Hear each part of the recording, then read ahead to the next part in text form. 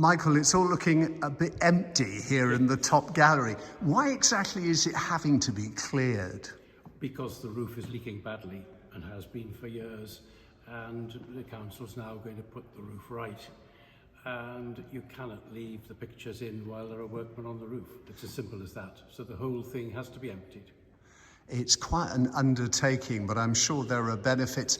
Now, that's B&NES picking up the bill for the gallery roof. Yes. But the Friends are actively involved in something I know that people here at the gallery have been hoping for years and years and years, a proper education facility. What's happening in the rooms beyond? Well, the Friends are funding the conversion of some of the rooms that used to be part of the old art school that was attached to the gallery to make the education space. There'll be a great big space for lectures, talks, for children. They'll be able to do wet work and so on. And then there's another space for all the educational materials that we hope to have, for which we have no space at all in the gallery at the present moment. You've no idea, I suppose, at the moment how big that bill's going to be when it lands on your desk? We are budgeting for £75,000. That is incredible. How do you raise that sort of money as Friends? Well, we have put money aside over the years from money we've earned and from some very generous bequests that we've had over the years against the need for a capital expenditure. So we're drawing on that. But in addition to that, one of our friends has made a personal donation of £40,000, which is quite extraordinary. That is amazing.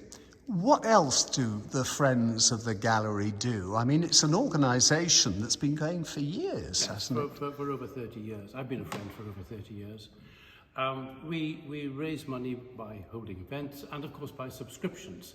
And we now have somewhere between 400 and 500 members. It fluctuates, of course, and COVID had an effect, but it's picking up steadily and we're getting new members joining all the time. We're always looking for new members as well. And so their subscriptions help.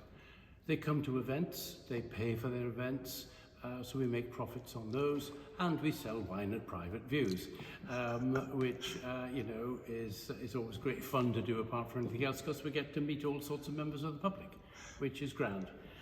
In addition to that, though, we do get cash bequests, and we get quite a lot of bequests of works of art, because if they come through the Friends as a charity, it means that in the very unlikely event of the gallery ever failing, those things would come back to the Friends, who would then be able to place them.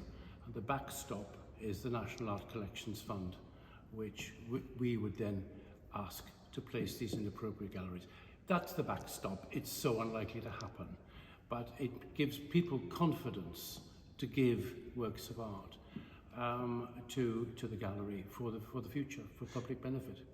I take it anyone listening to you thinking, oh, I'd quite like to become a friend, they can come in and make inquiries downstairs? Or they can do it online. They do it online. If they look for the Friends website, they will find an application form there, and we have single friend membership or joint memberships and concessions for older people and so on. Why is the Victoria Gallery special as far as you're concerned? Well, it's the public's own gallery. It's a public collection, and about 90% or so of what's in the gallery has been given by members of the public for the benefit of the whole community, and that to me is very special. And it's also the repository for huge amounts of stuff about Bath itself. It's the city collection. All the portraits in the public rooms, in the Guildhall and the Pump Room Complex and so on, they all belong to the Victoria Art Gallery collection. There are quite literally thousands and thousands of watercolours and prints of Bath, going way back into the early 18th century. Three of us actually have just been going through all the watercolours, looking for lost views of Bath, things that have disappeared, viewpoints that you can't get anymore. And we've now done, I think, about 1,200.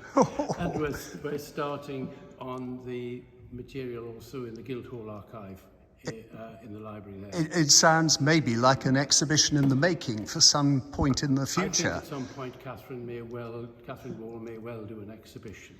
It's also aimed at the mapping project that the History of Bath Research Group's involved in, doing a layered map of Bath, of all the periods, and the back of the map is going to be fully illustrated with pictures drawn from the Victoria Art Gallery collection. Fantastic.